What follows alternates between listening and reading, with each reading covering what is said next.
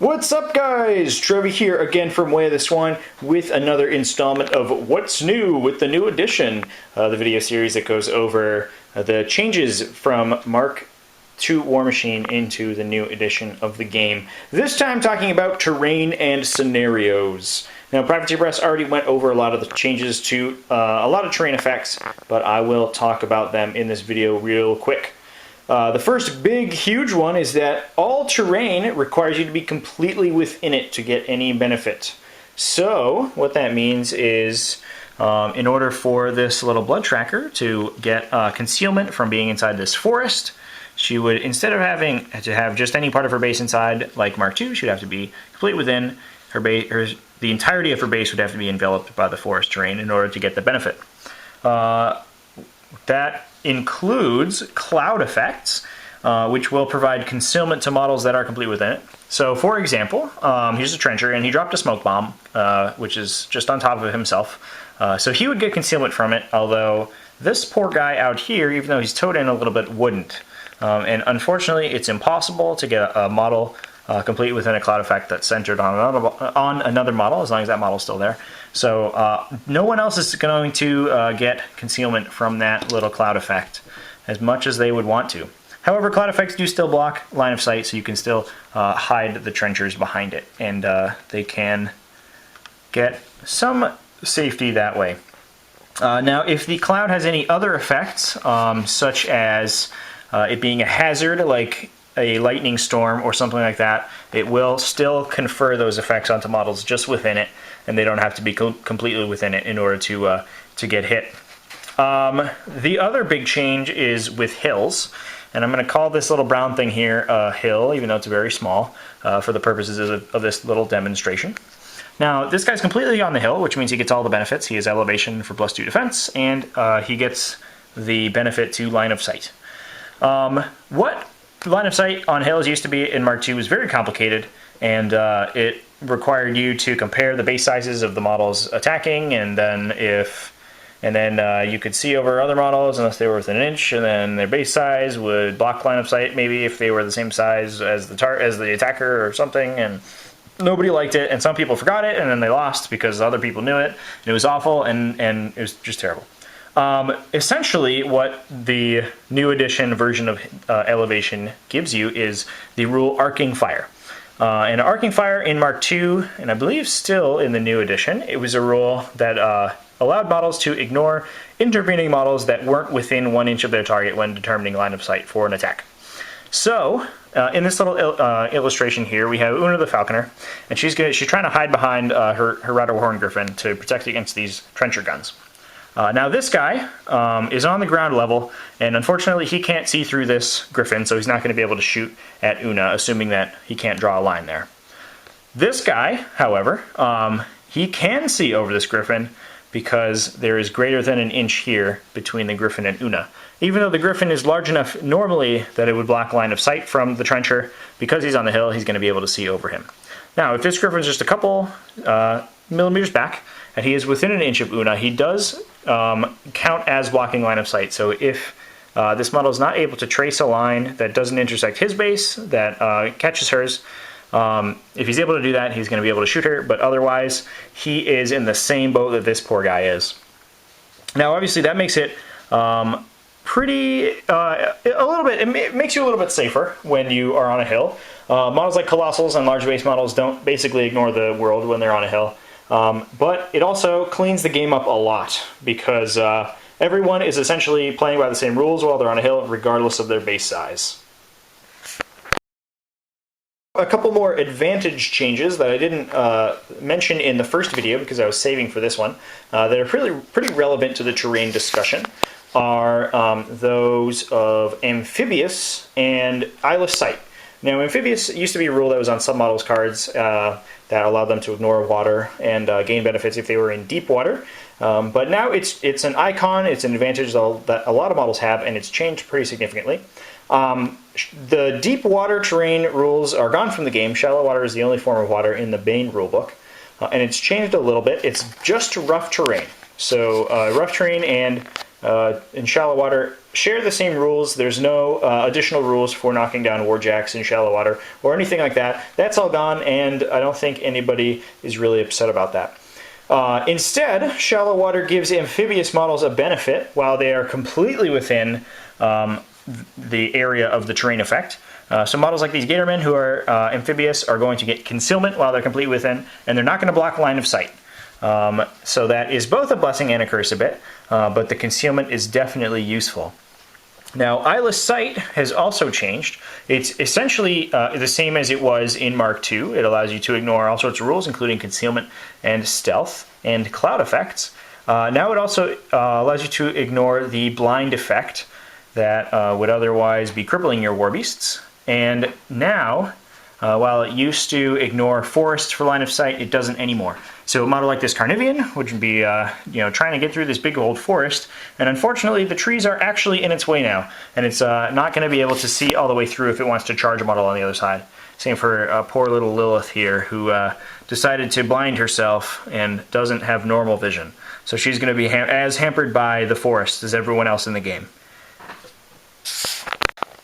Flight is another advantage that was added to the game. It used to be a rule that was on the back of cards of some models in Mark II, and in the new edition is now an icon you can find on the front of some cards. It's mainly unchanged. The model can ignore terrain when moving over it, can ignore intervening models, however it's not immune to free strikes, and can ignore intervening models when declaring a charge target. But the flight rule used to have a sentence in there that allowed it to ignore intervening terrain when declaring a charge target, and now it is still beholden to the line of sight rules when it's declaring a charge target in terms of terrain.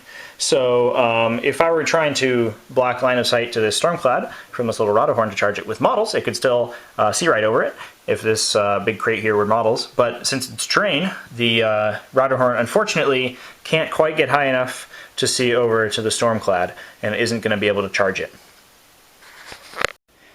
In addition to the new rules for some existing terrain pieces, a couple new types of terrain have been defined or added to in the new edition of War Machine. The first one is obstructions. Now, these basically impassable terrain pieces are essentially the same as they were. The biggest rules difference, and this I think mechanically works the same, but it's defined a little bit better in the new rules, are that a distinction is made between obstructions and rough terrain, and that obstructions provide what's called difficult terrain, which is terrain that cannot be moved through unless you have a rule such as flight or incorporeal. Rough terrain, on the other hand, halves your movement if you're going through it like it always has.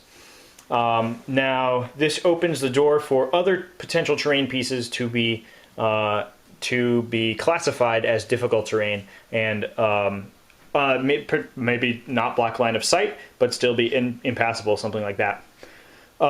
Linear obstacles changed a little bit, or as they are now called, just obstacles. Obstacles in Mark II used to have a whole bunch of special rules that nobody paid attention to because they were really weird, and linear obstacles were the most used version of them, but still were sort of ill-defined in the core rulebook, and as such were a tiny bit nebulous, honestly. Obstacles are just a core game term in the new rulebook.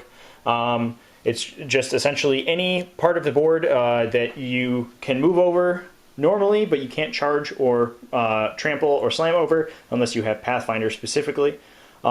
It's now defined that they can either provide concealment, so a little fence like this, you can see providing concealment. It's probably not going to stop a bullet, but you can hide behind it and maybe they won't see you. Whereas a big brick wall like this could potentially give cover. So just opening up the classification for linear obstacles there, or I gotta remember to call them just obstacles. That's going to be tough. A couple new terrain types were added, including rubble. This, I think, is a great addition just to define this terrain type. It was something I used in a lot of my steamrollers, but wasn't in the core rulebook, and so people got confused sometimes. But rubble is just a patch of rough terrain, so it halves your movement while you're going through it. But while you're completely within it, you gain cover. So this little trencher hiding here in the ruins of this building would gain cover. Now, this is a perfect place to use your old rec markers. Now, warjacks don't leave rec markers in the new edition, which I don't think I mentioned during the warjack section. Probably pretty important. By the way, warjacks don't leave rec markers. You can use the rec markers you already have modeled as pieces of rubble terrain to litter your battlefield with debris. Additionally, fog has been added as a terrain effect. Now, the rulebook specifies that it's an AoE, and it counts as a cloud effect that's deployed on the table at the start of the game. Now, you roll during the game, and it's basically like a continuous effect in the maintenance phase, and a 1 or 2, the fog template is removed. Now, I think it would be cool potentially to play with permanent fog that stays on the table, and is basically line of sight blocking terrain that doesn't impede your movement at all. I think that could be a really cool new type of terrain, and potentially even introduce irregular fog banks, essentially, and not just the cloud effect AoEs. I think that's something that could be played around with, and a really exciting addition to the rulebook. Additionally, a couple other AoEs, or not necessarily AoEs, but types of terrain were added, including Burning Earth, and I have this AoE to represent that. The book talks about using 3-inch AoEs as Burning Earth, which is essentially just normal terrain that lights you on fire once you enter it. Additionally, the Burning Earth subtype could be applied to other terrain, such as potentially rubble, if it's a building that's on fire, or a forest, something like that, and models entering it suffer the fire continuous effect. The other new terrain type is Acid Bath, which is a water terrain piece that causes the corrosion continuous effect if you happen to enter it. Models with flight, however, ignore both the Burning Earth and the Acid Bath. They ignore the continuous effect from those terrain types unless they're knocked down in the terrain.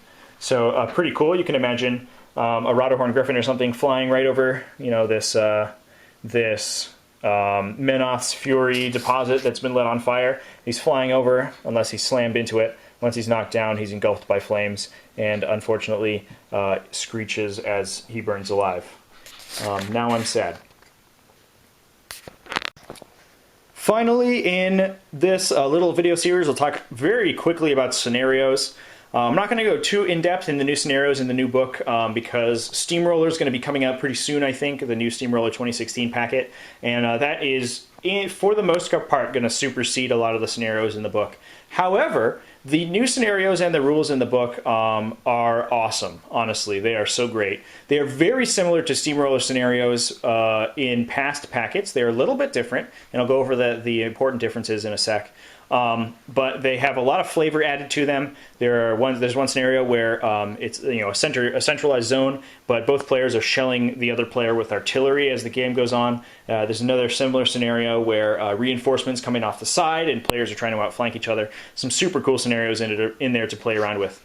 Now, from Mark II, the core rulebook scenarios changed a lot. As I said before, they're very similar to Steamroller scenarios, and all the deployment setups are essentially using the Steamroller rules. So the first player will get a 7-inch deployment zone. The second player will get a 10-inch deployment zone, and that's regardless of the scenario that you're playing or the particular rule set that you're playing with. That's a cool rule now, so very important. Additionally, the pre-deployment rule has been removed. It's gone forever. So warjacks, warbeasts, or gargantuans, excuse me, and battle engines all are going to deploy with the rest of your army. They're not going to deploy beforehand, and your opponent's not going to be able to see where they go before they deploy their models. So that's a huge rule, and I think really gives a nice little leg up to big gargantuans and things like that, and especially battle engines that got out deployed so easily and unfortunately didn't really do a ton of damage. So in the new scenarios, they all but one, involve scoring zones or flags, and the rules for doing that are very similar to the Steamroller rules. So as long as you have a model in a zone, so we'll use a zone for now, as long as you have at least one model in the zone and no enemy models are in the zone, then you score the zone. Models that are out of formation or wild warbeasts or inert warjacks not only do they not contest the zone, they also can't control the zone. So basically the same as Steamroller. The difference is that you don't have to have 50% of a unit still on the table and half the unit in the zone, or all the unit in the zone, excuse me, which could get a little confusing if you're just trying to start out playing the game. So I think that's a pretty great change. Additionally, as far as I know, in all of the scenarios, you can only score zones or flags at the end of your turn. Now, they have different scoring limits than Steamroller. Steamroller always went to 5 control points, and in these scenarios, it could be anywhere between 3 to 5, I think, depending on the scenario. So, but obviously, it's not required that you contest your opponent's zone on your turn. You're not just going to get double scored on really quickly and lose. You have the game ends up taking a little more of a sedate pace. And I think I'm going to have a couple battle reports up pretty quickly of playing the prime scenarios, so you can get a little bit of a look at how they end up playing out on the table. So I think that wraps it up for this video series. I hope you guys enjoyed this. As I said in the first video, I don't think I covered everything. I'm pretty sure I did, but there's a lot of rules out there, and if you guys catch me on a rule that I potentially got wrong, or if you have another rules change, the change from Mark II that I missed, absolutely please let me know. Please comment in the comments below this video or any of the videos, and let everybody know all of the things that changed to Mark III. I am so excited for this new rule set. I think it's going to be awesome, and I hope you guys are all too. See you on the battlefield, folks.